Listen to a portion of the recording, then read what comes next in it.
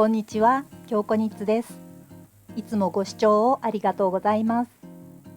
今回はご一緒にトーアップのレースソックスを編んでいきましょう。レースはこんな感じ。難しくないけどアイレットがたくさん並んで効果的な模様です。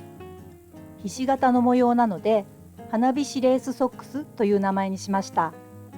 前側がひし形の模様、サイドと後ろ側がレースのストライプになっています。今回レースの模様が少しだけ複雑なのですが、チャートを表示して説明していきますので、少し注意して編んでいただければ大丈夫だと思います。どうぞお付き合いくださいね。構成を説明しますね。まずつま先の先端でトルコ式作り目の方法で作り目してつま先を輪に編み、次に増減なしに甲と底を編みます。甲側だけレース模様、底側はメリヤスで模様なしに表目に編みます。次にかかとを編みます。かかとはソックスの輪の半分の目を往復編みで編みます。ジャーマンショートローの方法を使います。かかとを編む間、甲側の目は休ませておきます。かかとが終わったらまた輪に戻って増減なしにレッグ、カフを編みます。最後は伸縮性のある伏せ止めをして完成です。糸と用具の説明をします。糸は中細ソックヤンを合計約 55g。今回定番のパール糸を使いました。この色いいですよね。大好きな色です。私は動画のサンプルとして見やすいように明るい色の糸を使っていますが、濃い色で編んでも素敵だと思いますよ。針は日本サイズ1号または海外サイズ 2.5mm の80センチ程度の輪針です。マジックループの方法で編んでいます。あとあると便利なのは取り外しできるオープニングマーカーです。それからとじ針とメジャーか物差しを使います。ではご一緒に編みましょう。それではつま先を編んでいきましょう。ターキッシュキャストオントルコ式作り目の方法で輪針の各針に13目ずつ合計26目作り目します。まず糸と針をこのように持ちます。左手で押さえている方が糸端になります。そして糸を針に13回巻いていきます。しっかりきつめに巻いてください。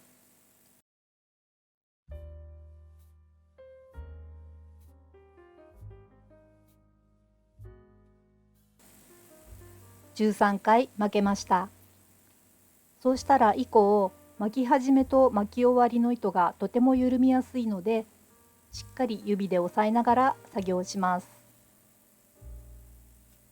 左手でこのように持って下の針を引き抜いて上の針にかかっている糸を目として表目に編んでいきます。全部で13目になります。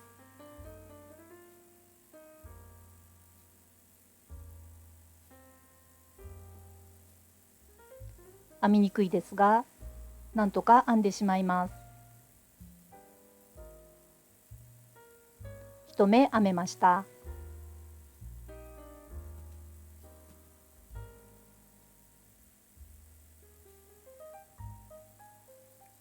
2目目、これで最後まで全部で13目編みます。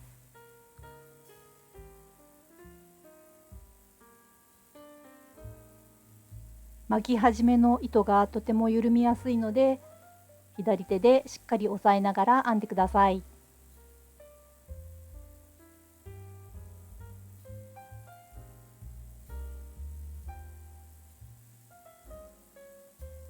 あと少しですね。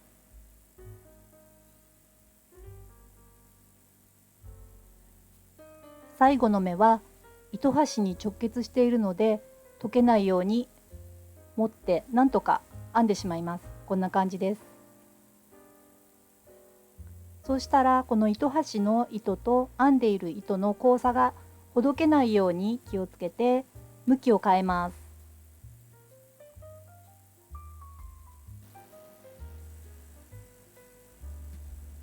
向きを変えて、今コードにかかっている糸を目として編んでいきます。こちらも13目になります。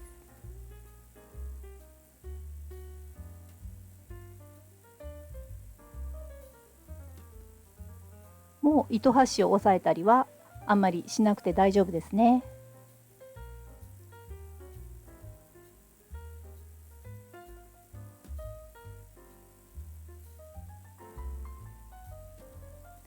今上の針にかかっている目を編んでいきます。表目に編みます。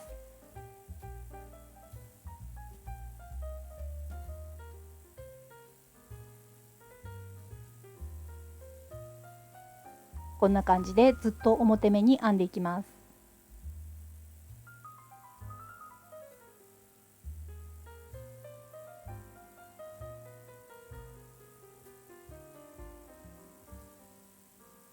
全部で13目です。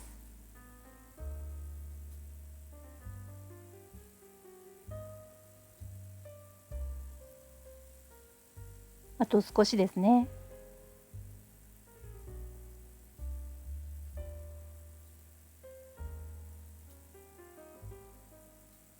編めました。これで作り目が完成です。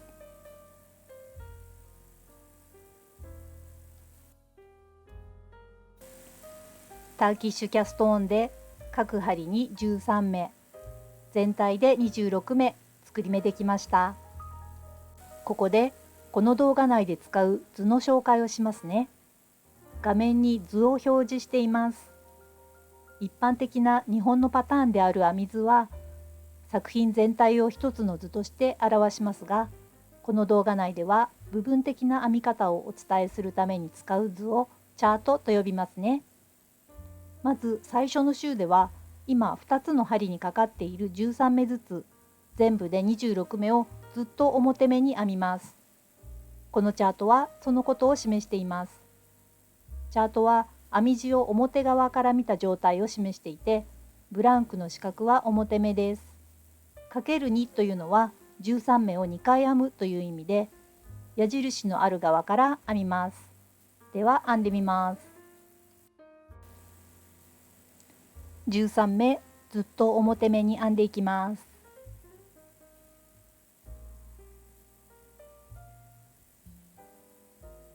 最後まで表目です。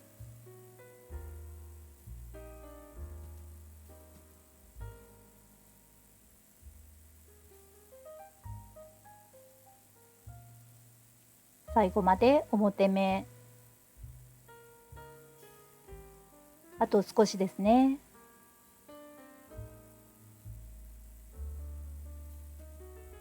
13目編めました。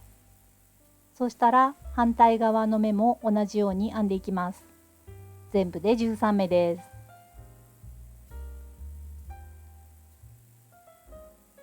こんな感じですね。13目表目に編んでいきます。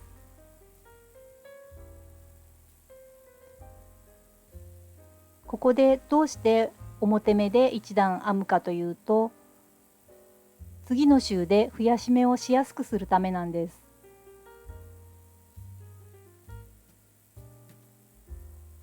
作り目直後だとちょっと増やし目がしづらいところがあるんですね。あと少しです。13目編めました。これでつま先の1周目が編めましたよ。ここから各針にかかっている目の両サイドで増やし目をしていきます。まずチャートの説明をしますね。2週1組で最初の週で増やし目をし、次の週ではずっと表目を編みます。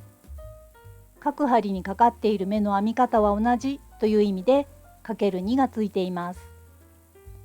輪に編むので2週とも右側の矢印の側から編みます。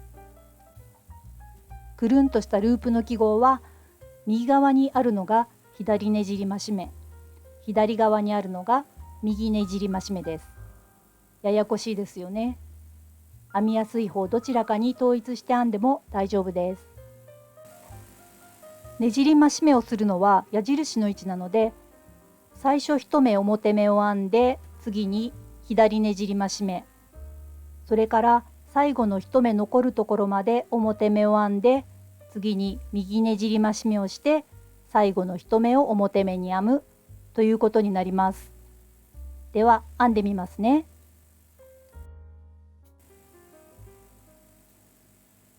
まず最初1段目からです。1目表目に編んで、次左ねじり増し目をします。目と目の間に渡る糸を拾って、その糸に表目を編み込んでいきます。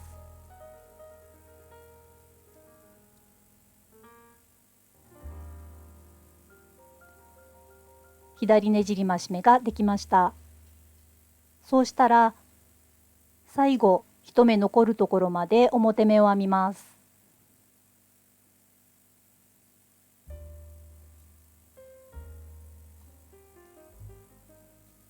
最後に1目残るところまで表目です。ここまでですね。そしたらここで右ねじり増し目をします。目と目の間に渡る糸を拾って、そこに表目を編みます。編めました。最後1目表目に編みます。編めましたね。これで2目増えて15目になっています。もう片方の針も同じように編んでいきます。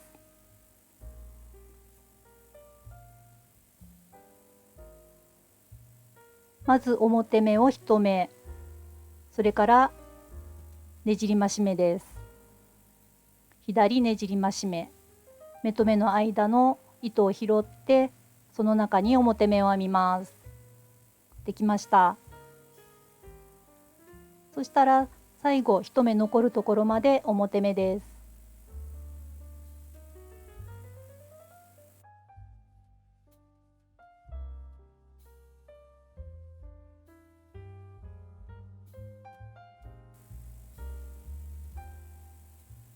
編めました。そしたらねじり増し目をします。糸を拾ってその中に表目を編みます。編めました。そして最後1目、こちら側も編めましたね。そしたら2周目は増やし目なしにずっと表目に編みます。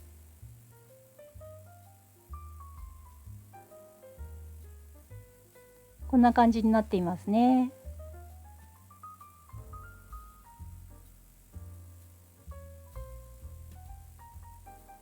2周目ずっと表目を編みます。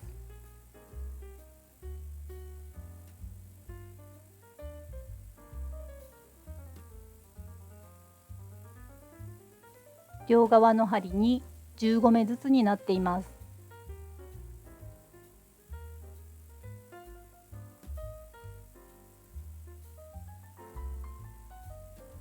最後まで表目に編みます。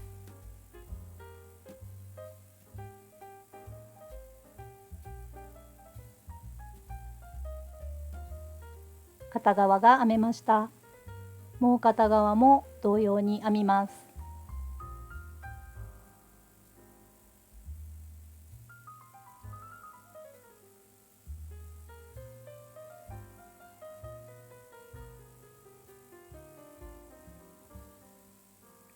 最後まで表目です。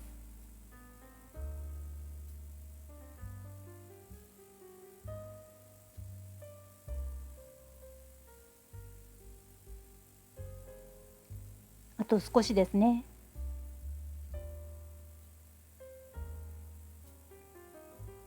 編めました。これでチャートの2周のセットが編めました。つま先を編むとき、どちらが最初に編む側かわからなくなることがよくあります。どちらが最初かわかるようにオープニングマーカーをつけておくと良いです。こんな感じです。これでどちらが先に編む方かすぐわかりますね。引き続き編んでいきますね。以降は今編んだ2周と同様に増やし目をする周、増やし目なしにずっと表を編む周の2周のセットを各針にそれぞれ31目になるまで繰り返していきます。次の周を編んでみますね。増やし目の周です。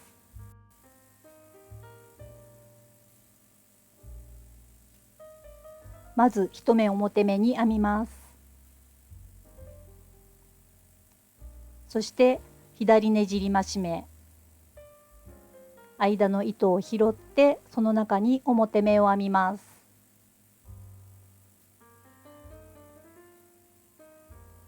編めました。そしたら1目残るところまで表目です。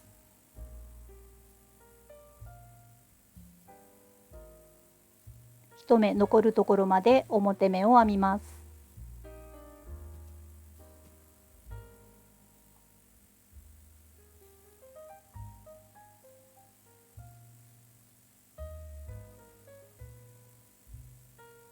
あと2目ですね。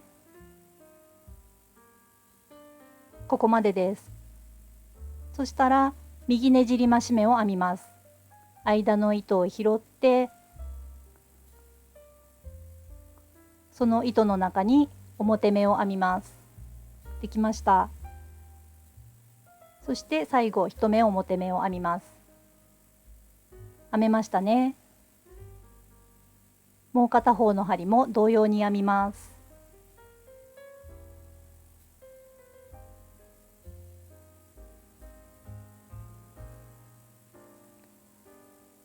まず最初1目表目に編みます。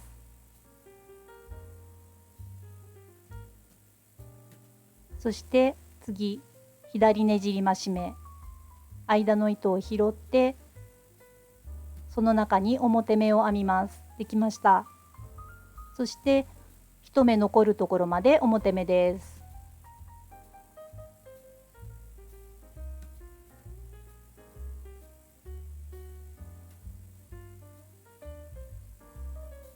1目残るところまで表目を編みます。あと2目ですね。そして右ねじり増し目、間の糸を拾ってその中に表目を編んでいきます。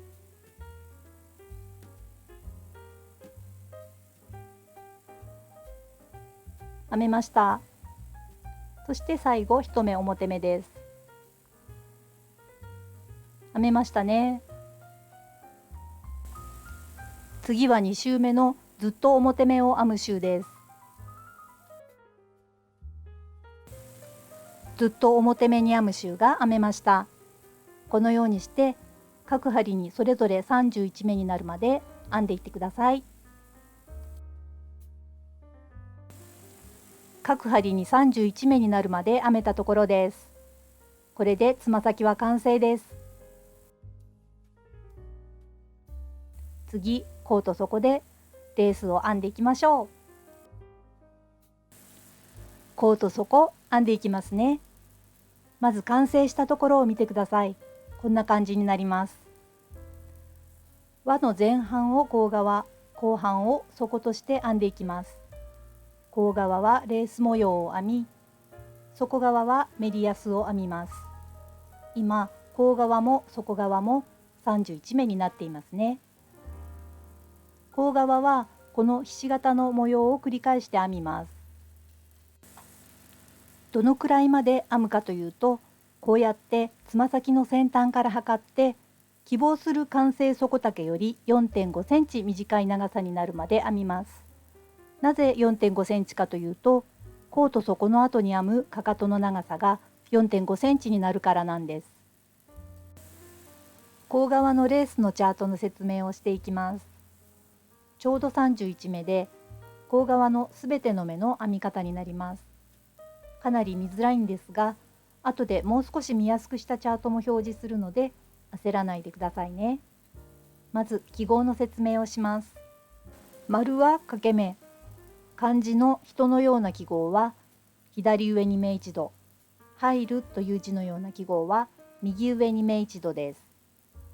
3本の線でできた記号は右上3目一度です。奇数集で掛け目や2目一度で模様を編んで、偶数集はずっと表目を編みます。今、偶数集をグレーにしてあります。マス目内の数字は表目の数です。チャートは画面に表示できるサイズに小さくするために、表目が続く箇所は数字で表記しています。さて、このチャートは画面に表示するには大きすぎるので、偶数集を省いたチャートを作りました。周数が1、3、5と奇数だけになっています。見やすくするため、水色と白のしましまにしています。編み方の実演はこちらのチャートを表示しながら行いますね。ここでちょっと脱線して右上3目一度についてお伝えしたいことがあります。他の動画でも同じようにお伝えしているので、見る必要がなかったら次のタイムスタンプまでスキップしてくださいね。一般的に右上3目一度はこのように編む場合が多いかと思います。表目を編むように滑り目、左上2目一度のように2目を一度に編み、滑った目をかぶせる。こんな感じですね。実はというほどのことでもないのですが、私はこうやっていつも編んでいます。表目を編むように滑り目を2回、表目を編んで滑った2目を編んだ目にかぶせる。こんな感じです。これはこのようにも編めます。表目を編むように滑り目を3回、そして滑った目に左側から針を差し入れて、そのまま表目を編む。こんな感じですね。この方法だと間違えた時に解くのが簡単なんです。こんな感じですね。目のかかり方は逆になってしまうので、こう直したりするんですが、どちらでもお好みの方法で編んでみてください。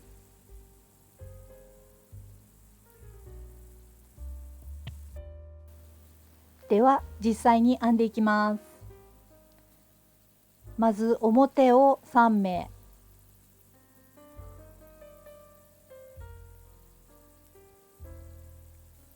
そして掛け目、右上3目一度、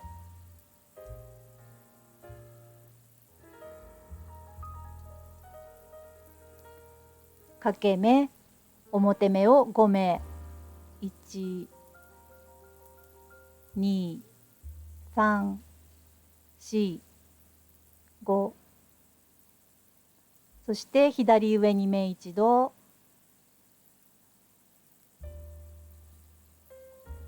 掛け目、左上に目一度、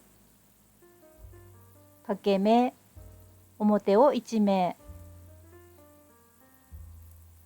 掛け目、右上に目一度、掛け目、右上に目一度、表目を5目、1、2、3、4、5、そして掛け目、右上3目一度、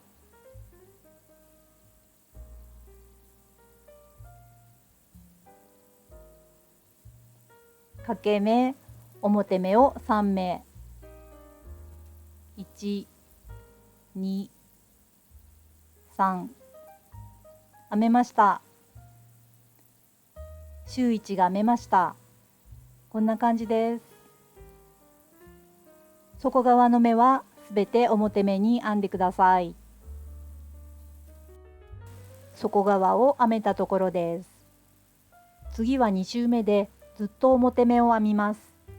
偶数周はチャートでは省略されているので気をつけてください。チャートに従って編んでいて、奇数周を編み終わったところなのか、偶数周を編み終わったところなのか、わからなくなることがあると思います。その判別の仕方をお伝えしますね。奇数周を編み終わった時は、掛け目が直接針にかかっています。こんな感じです。偶数周を編み終わった時の様子は、今周2を編んだらお見せしますね。ずっと表目を編みます。周2を編んでいきます。ずっと表目です。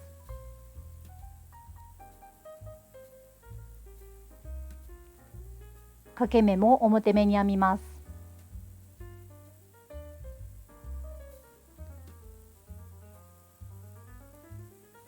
甲側も底側も表目です。こんな感じですね。一周ずっと表目に編みます。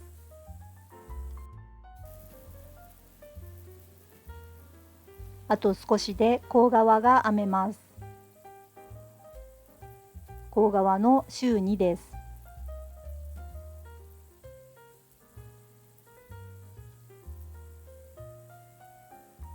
編めました。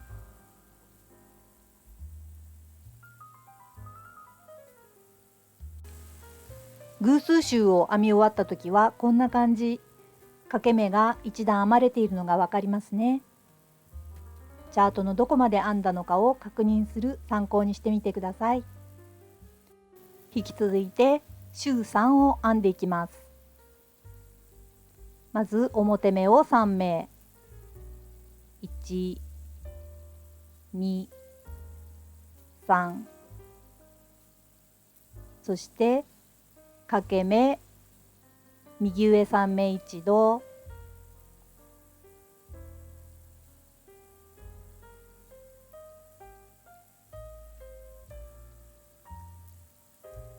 掛け目、表を4目、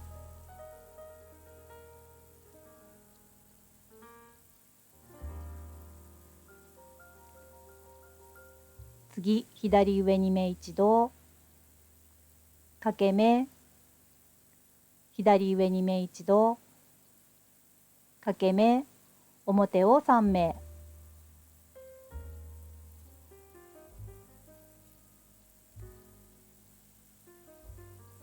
そして掛け目、右上2目一度、掛け目、右上2目一度、表目を4目、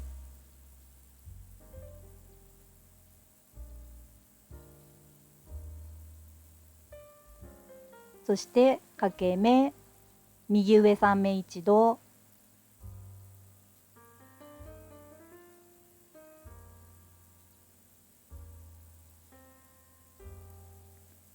掛け目、表を3目、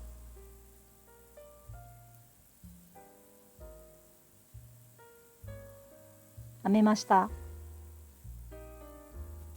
周3が編めましたね。こんな感じです。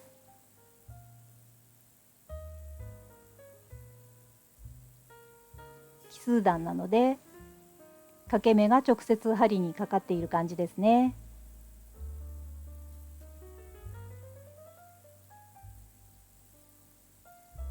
そして底側は表目を編みます。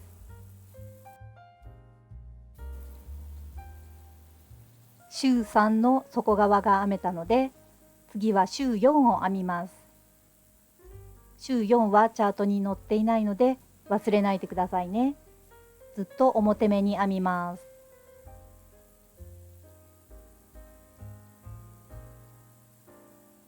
掛け目も表目に編みます。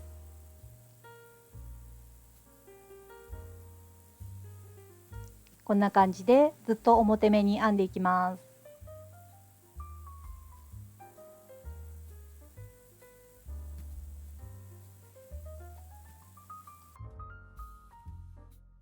あと少しで周4の甲側が編み終わります。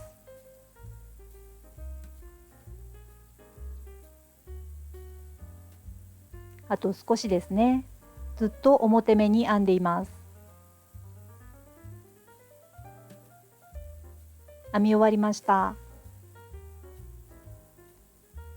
周4を編み終わった甲側はこんな感じになっています。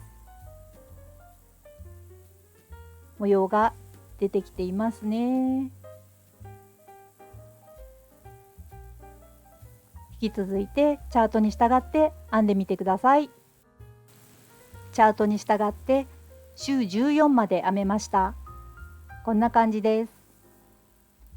周14まで編んだらまた周1から繰り返して編みます。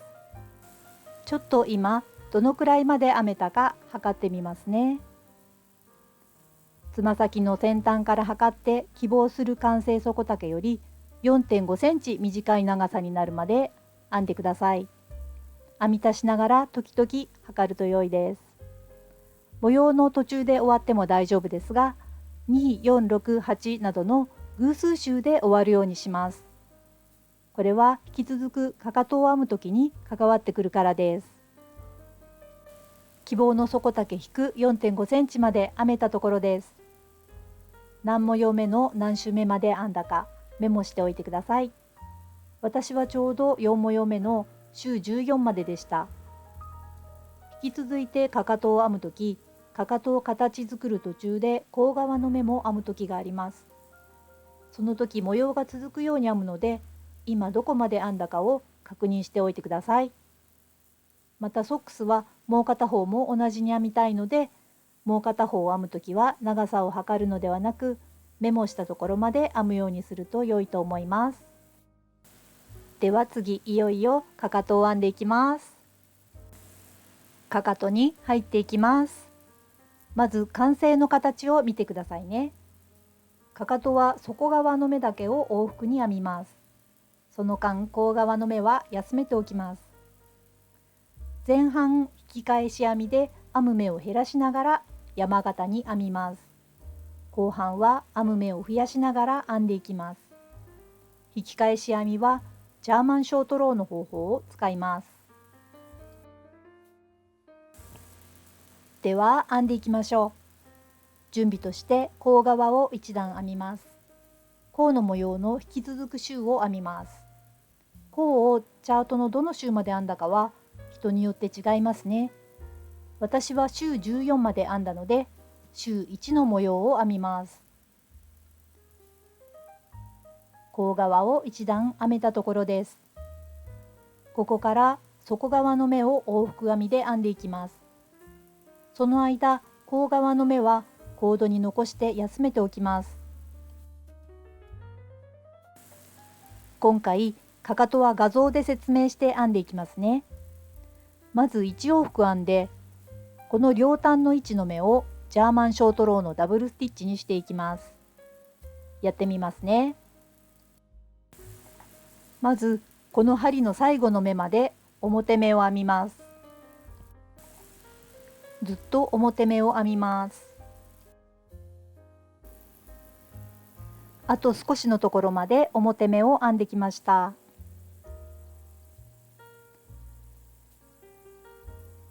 編めました。そしたら編み地を返して1目滑り目して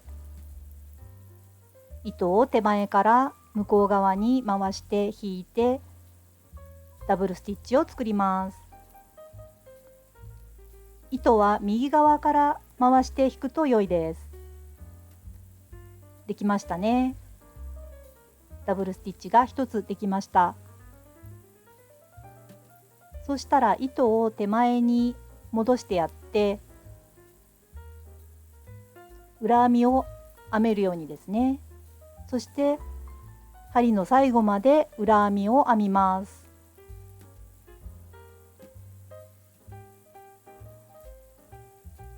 針の最後まで裏目です。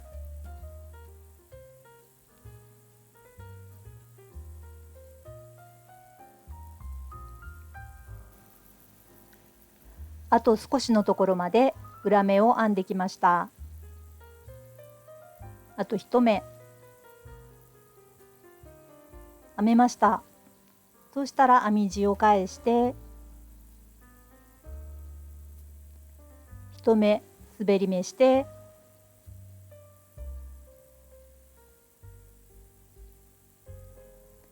糸を手前から向こう側に回して引きます。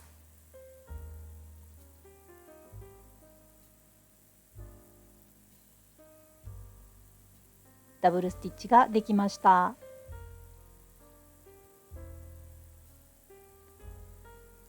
今両端の目がダブルスティッチになっています。かかとは今編んだように表側を見て編む段と裏側を見て編む段の往復を基本のセットとして編んでいきます。そして次このダブルスティッチの内側の目だけを往復で編み矢印の位置の目をダブルスティッチにします。やってみますね。先ほど作ったダブルスティッチの手前まで表目に編んでいきます。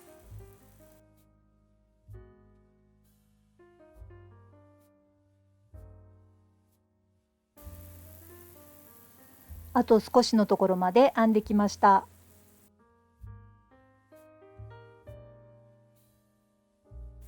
ダブルスティッチの手前まで編めました。そしたら編み地を返して1目滑り目して糸を手前から向こう側に回して引きダブルスティッチを作ります。できました。2つダブルスティッチが並んでいます。そしたら糸を手前に持ってきて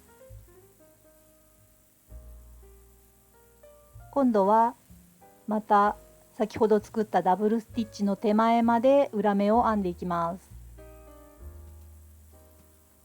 ダブルスティッチの手前まで裏目を編みます。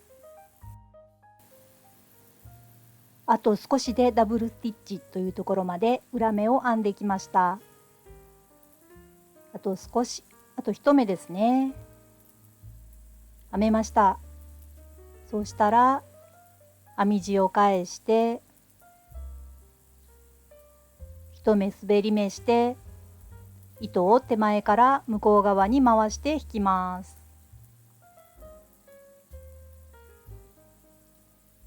ダブルスティッチができました。両側にダブルスティッチが2つずつになりました。引き続いてまたこのダブルスティッチの内側の目だけを往復に編んで矢印の位置の目をダブルスティッチにします。やってみます。まずダブルスティッチの手前まで表目を編みます。ダブルスティッチの手前まで表目です。ダブルスティッチまであと少しのところまで表目を編んできました。あと1目ですね。ダブルスティッチの手前まで編めました。そしたら編み地を返して1目滑り目、糸を手前から向こう側に回して引きます。ダブルスティッチができました。そしたら糸を手前に戻して今度はダブルスティッチの手前まで裏目を編みます。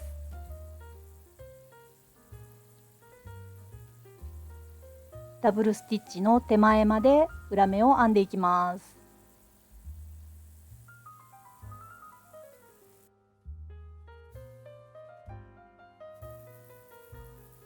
あと少しでダブルスティッチというところまで裏目を編んできました。あと1目ですね。ダブルスティッチの手前まで編めました。そしたら編み地を返して1目滑り目、糸を手前から向こう側に回して引きます。ダブルスティッチができました。今両側のダブルスティッチが3つずつになりました。こうやって往復を繰り返してダブルスティッチが10ずつになるまで編みます。この状態です。両側に10ずつダブルスティッチがあって、中央に11目通常の目があります。この状態になるまで編んでみてください。ここまで来ると前半がだいたい終了です。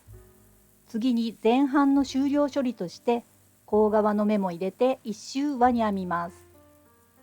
まずこの11目を普通に表目に編んで、引き続く10個のダブルスティッチをそれぞれ1目として表目に編みます。そして甲側の目を表目に編みます。チャートの偶数周にあたるのでずっと表目を編めば大丈夫です。そしてこちら側の10個のダブルスティッチをそれぞれ1目として表目に編みます。では編んでみます。まずダブルスティッチの手前まで表目に編みます。全部で11目になります。ダブルスティッチの手前まで表目です。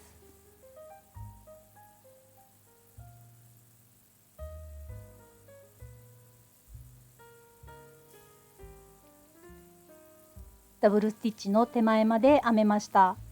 そしたら全部で10個あるダブルスティッチをそれぞれ1目として編んでいきます。表目に編みます。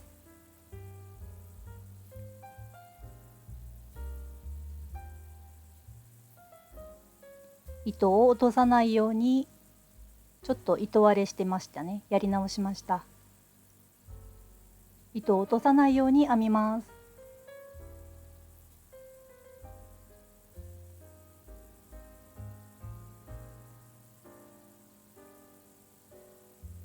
針の最後までダブルスティッチを1目として編んでいきます。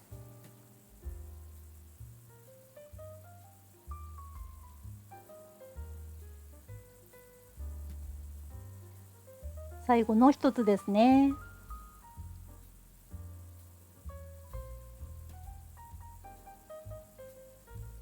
編めました。そしたら甲側を編みます。甲側はずっと表目に編みます。チャートの偶数周に当たっているのでずっと表目を編めば大丈夫です。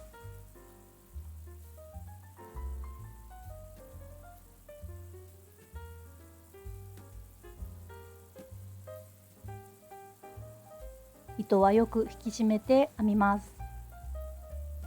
ずっと表目です。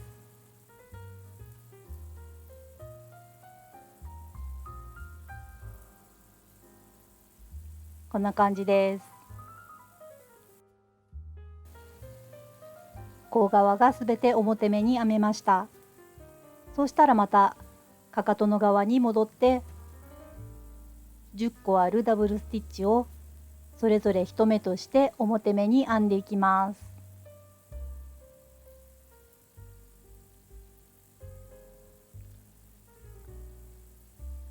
この10個のダブルスティッチですね。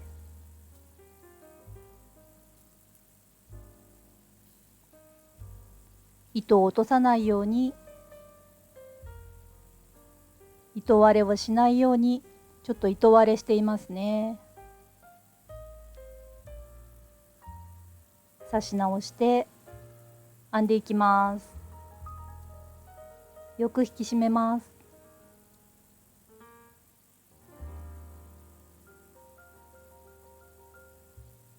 ダブルスティッチを編むときは糸を落とさないように、糸を割らないように気をつけて編んでください。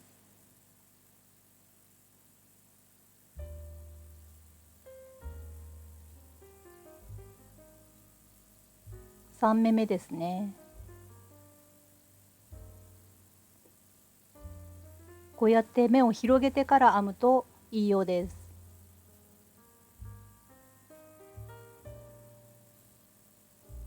目を広げて編みます。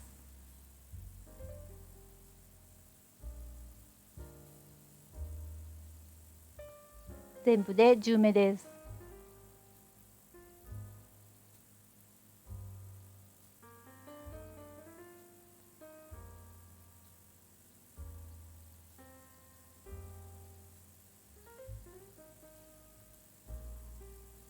あと2つですね。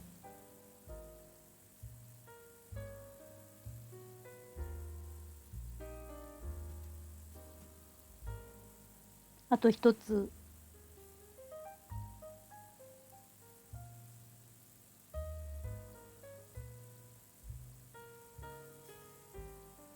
編めました。ダブルスティッチが10個編めました。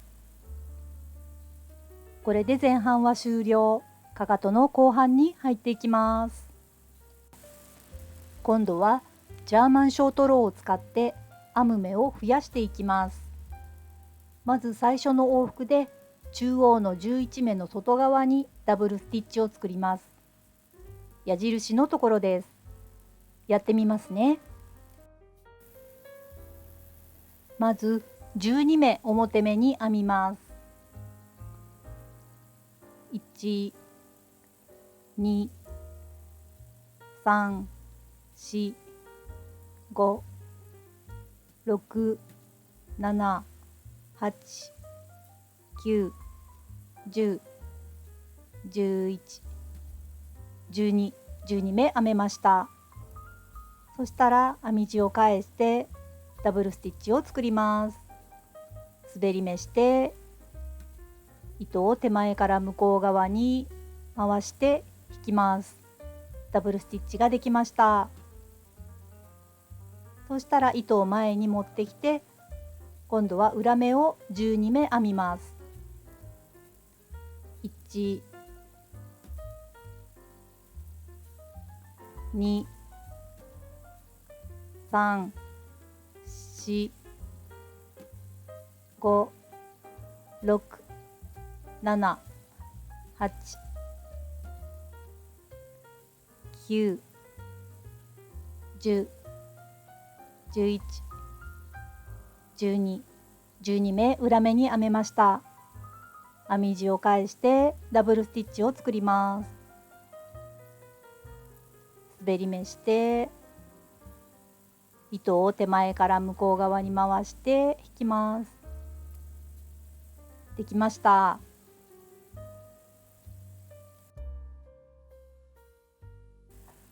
ここから後半の繰り返しになります。今ここにダブルスティッチができています。次の往復で今あるダブルスティッチの一つ外側の位置の目をダブルスティッチにします。矢印の位置です。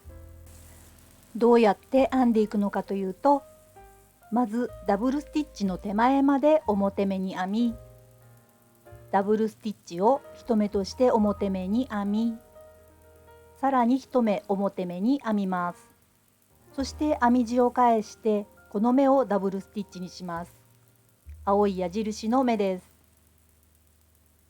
続いて裏側を見た状態でダブルスティッチまで裏目に編み、ダブルスティッチを1目として裏目に編み、さらに1目裏目に編みます。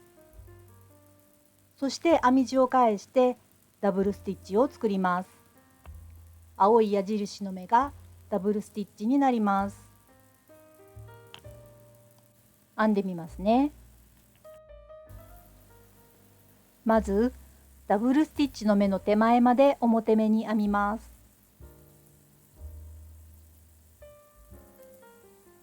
ダブルスティッチの目の手前まで表目です。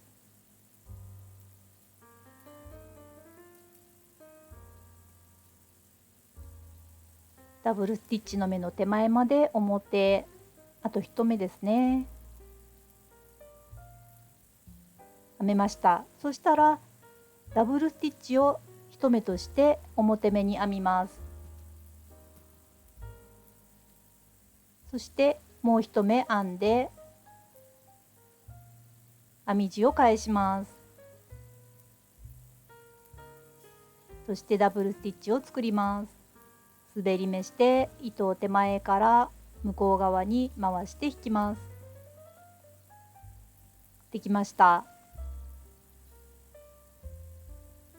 糸を手前に持ってきて、そしてダブルスティッチの手前まで裏目を編みます。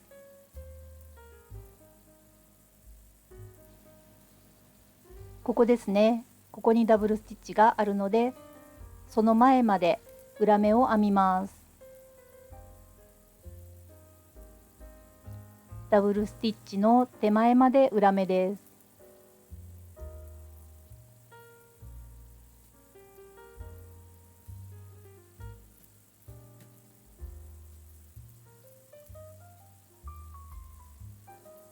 編めました。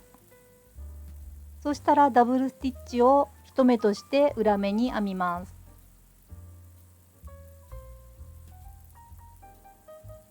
そしてもう1目裏目に編みます。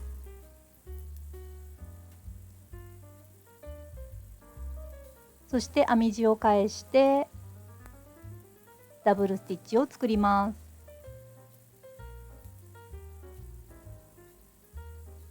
できました。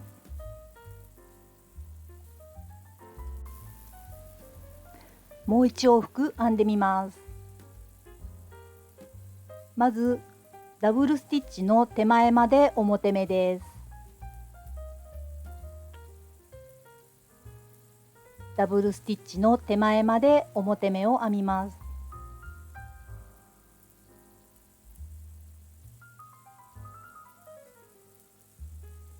ダブルスティッチの手前まで表、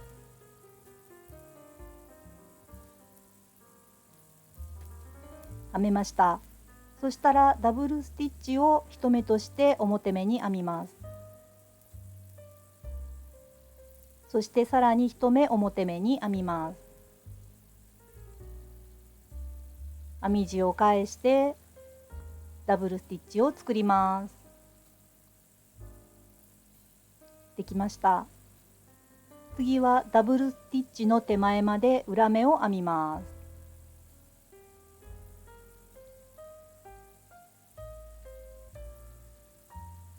ダブルスティッチの手前まで裏目です。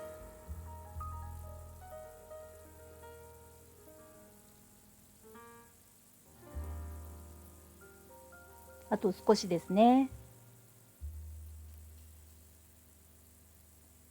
ダブルスティッチの手前まで裏目、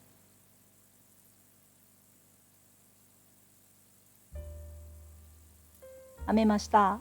そしたらダブルスティッチを1目として裏目に編みます。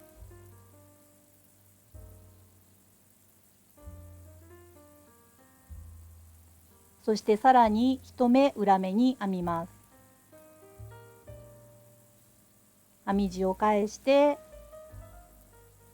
ダブルスティッチを作ります。できました。ダブルスティッチの目が先ほどの1目外側になりました。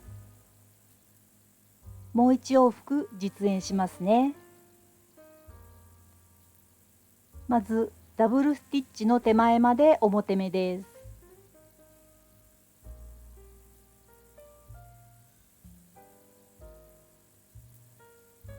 ダブルスティッチの手前まで表目、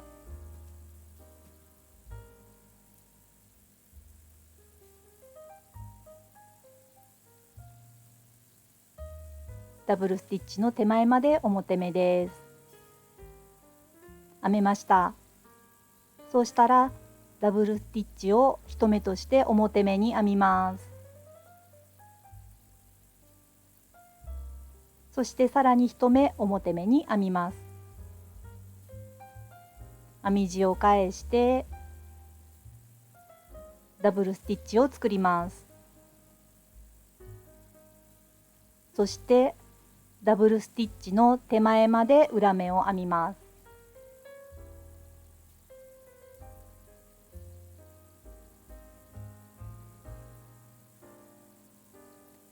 ダブルスティッチの手前まで裏目です。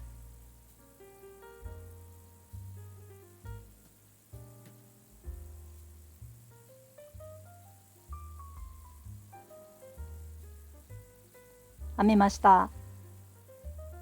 ダブルスティッチを1目として裏目に編みます。さらに1目裏目に編みます。編み地を返して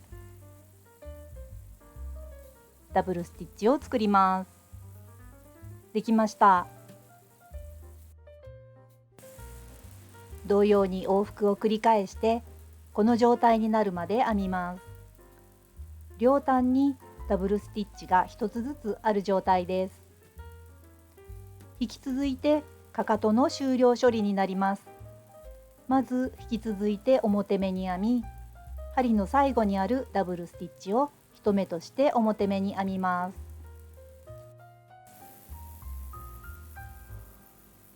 右針に1つダブルスティッチがある状態で編んでいきます。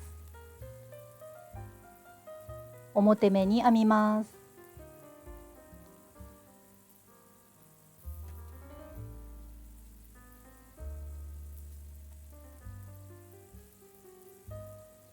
あと少しのところまで表目に編んできました。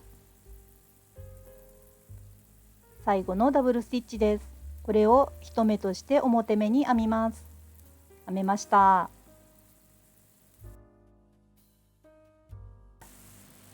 ここまで来たら次は甲側の目も入れて1周輪に編んでかかとは完成です。甲側は模様の引き続く周を編んでください。私は周3を編みます。周3を編んでいます。私は周3ですが、ご自分のソックスの模様の引き続く周を編んでくださいね。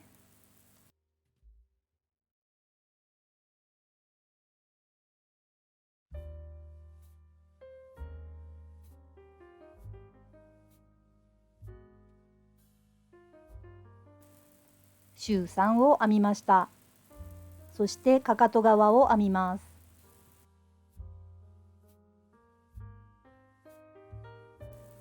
最初の目がダブルスティッチなので1目として表目に編みます。あとはずっと表目に編みます。ダブルスティッチを表目に編んでいます。ちょっと編みにくいですが編めました。そして引き締めると良いです。引き続いて最後まで表目に編みます。針の最後まで表目です。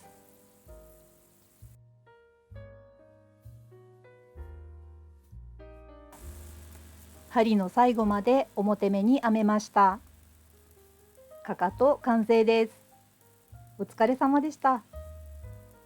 引き続いてレッグを編んでいきましょう。ではレッグを編みます。まず完成したところを見てください。レッグはかかとから引き続いて輪に編みます。甲側の模様をだいたい2回繰り返します。模様の切りの良い周14で終わります。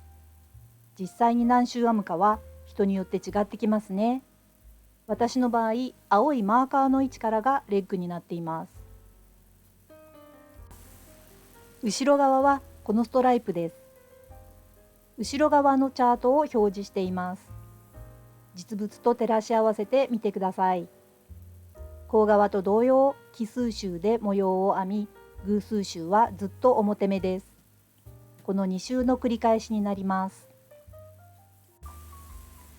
このレースのストライプは3目でできていて、ストライプの間は5目、前側のストライプとの間も5目です。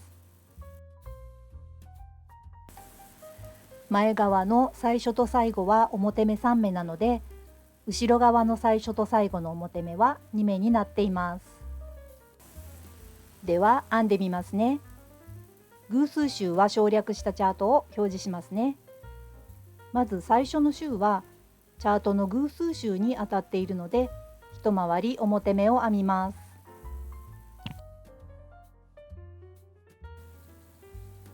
ずっと表目を編みます。一回り表目です。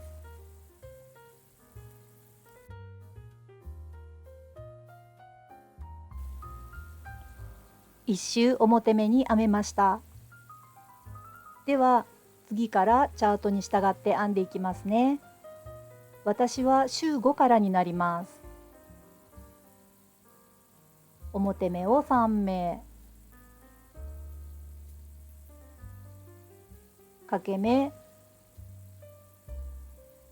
右上3目一度、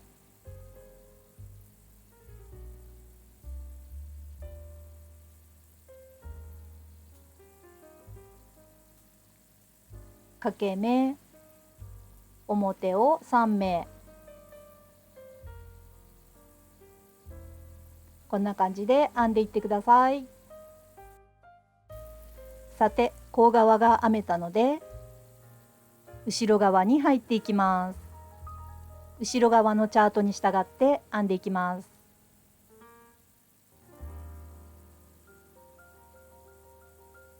まず表を2目、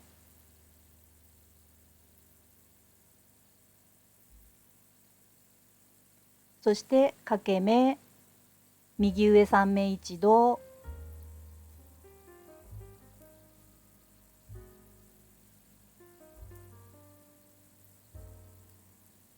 掛け目、表を5目です。1、2、3、4、5、そして掛け目、右上3目一度、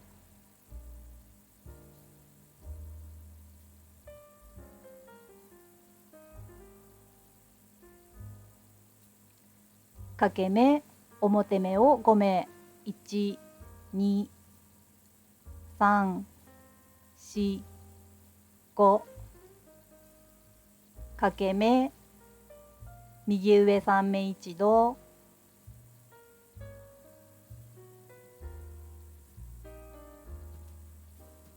掛け目、表目を5目、3、4、5、掛け目、右上3目一度、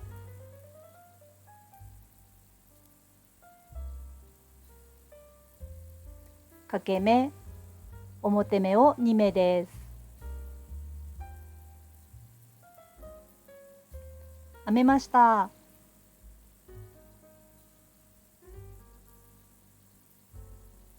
こんな感じになっています。これでストライプの位置が決まったので以降は間違いにくいと思います。次は偶数周なのでずっと一回り表目に編みます。一回り表目を編み終わったところです。こんな感じになっています。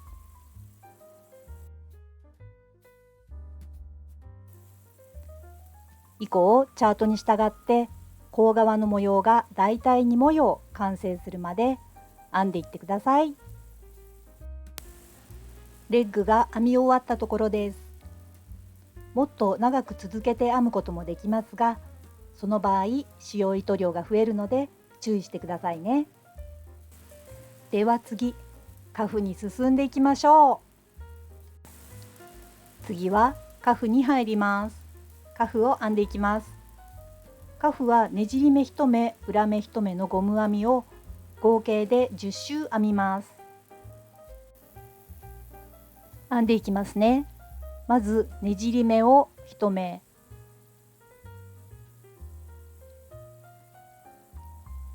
裏目を1目、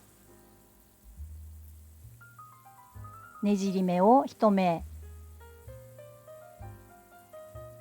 裏目を1目、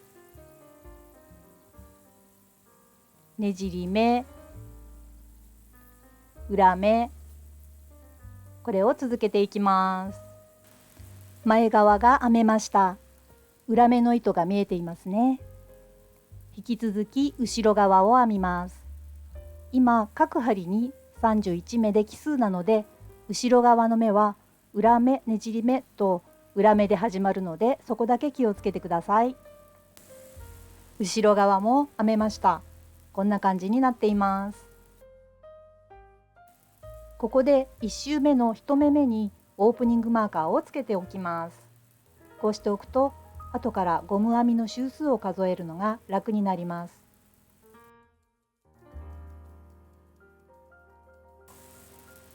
こんな感じですね。引き続きあと9周ねじり目裏目のゴム編みを編んでいきます。マーカーがついている目を編むのはちょっと編みづらいですが、こんな感じで引っ張って編んでしまいます。ねじり目1目です。裏目ねじり目裏目、これを繰り返します。10周目まで編めたところです。オープニングマーカーをつけた周が1なので、10周目まで編めたかどうか正確に数えられます。もうこのマーカーは取り除いて大丈夫です。あと編むのは伏せ止めだけです。次に行きましょう。さて、あとは伏せ止めするだけです。伸縮性のある伏せ目の方法を使っていきます。ジュディさんの驚くほど伸縮性のある伏せ止めという方法です。まず周の最初に隙間ができやすいので、このように目を移動します。編み地の折り返し地点は糸が緩みやすいので、作業の箇所を編み地の中央に持ってきます。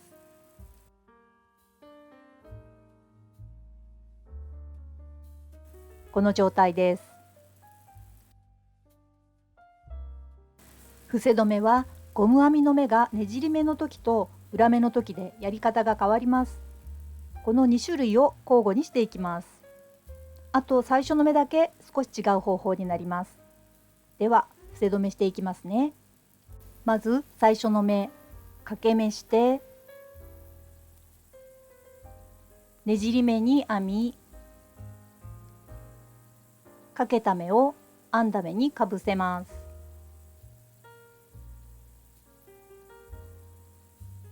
次裏目、掛け目して裏目を編み、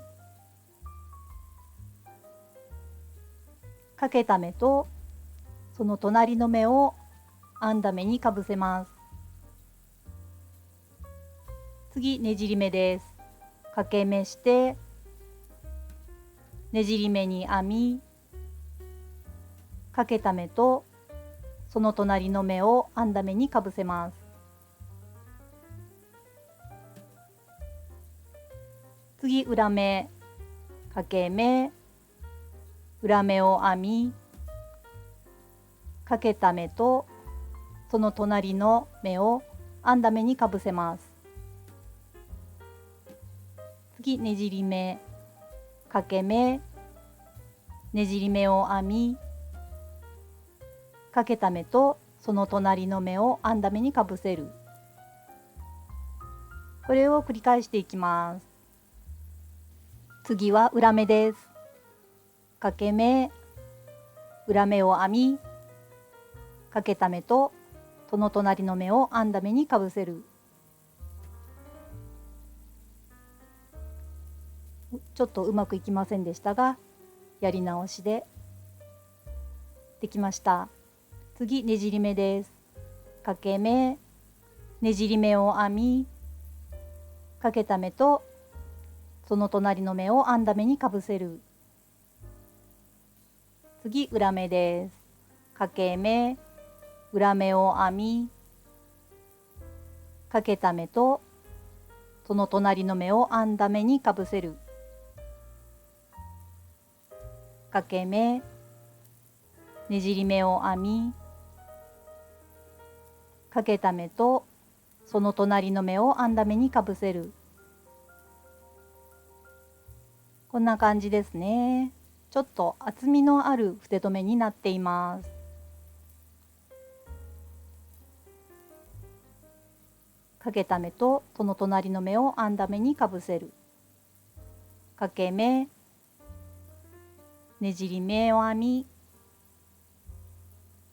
かけた目とその隣の目を編んだ目にかぶせる。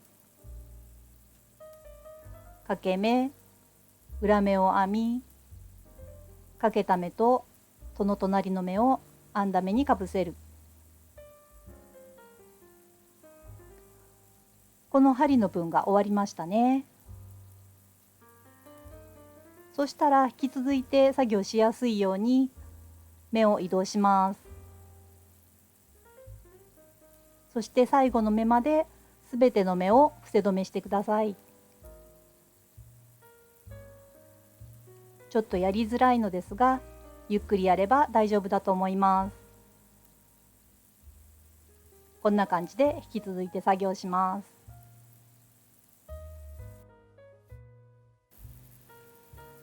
最後の目まで伏せ止めできました。そしたら糸端を少し残してカットします。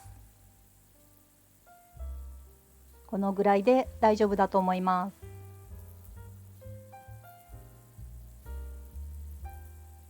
あとは糸始末するだけです。糸始末していきましょう。とじ針を使って糸始末していきますね。伏せ止めの始めと終わりがわからないように糸始末していきます。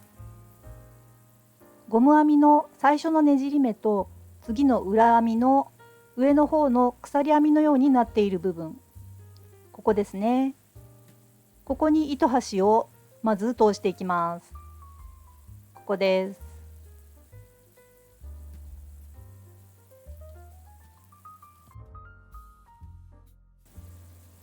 とじ針に糸端を通して目に糸を通していきます。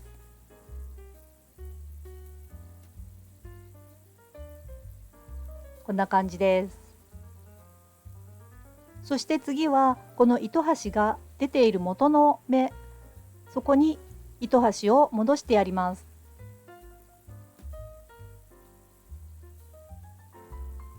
ここですね。ここに糸を通します。一つ目ができるような感じになりますね。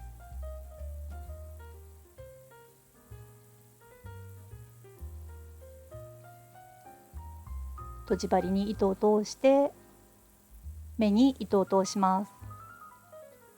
そうするとこんな感じで継ぎ目がわからなくなりました。あとはこの糸端を編み地の中に入れて糸始末していきます。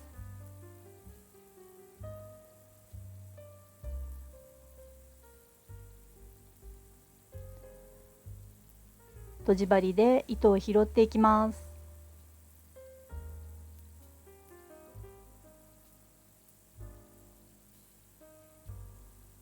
こんな感じ。ここに糸端を通します。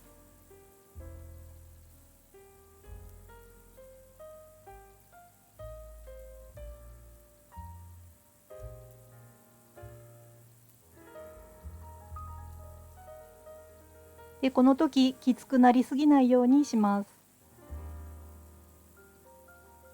ゴム編みの部分は特に履く時に伸ばすので、きついとそこだけ伸びなくなってしまうんですね。そして方向を変えて糸端を入れてやります。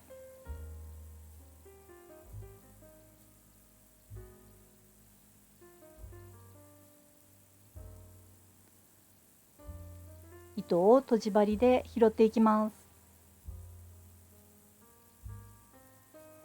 ここに糸を通しますね。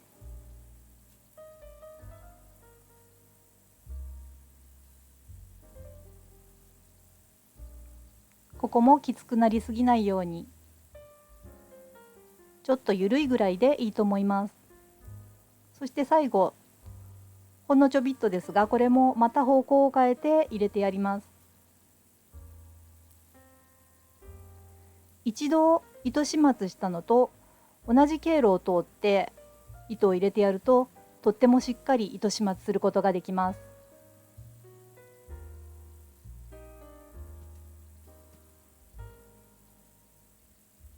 短いけど頑張って糸始末します。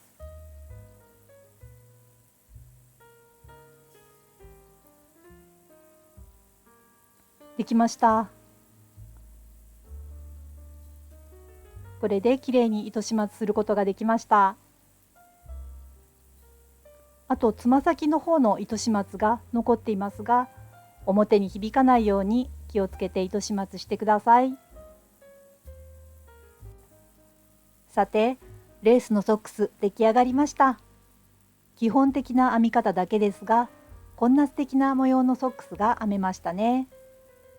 頑張って編んでくださってありがとうございます。もう片方も編んでくださいね。長い動画に最後までお付き合いくださってどうもありがとうございました。この動画が良いと思っていただけましたら、チャンネル登録と高評価どうぞよろしくお願いいたします。また次の動画でお会いいたしましょう。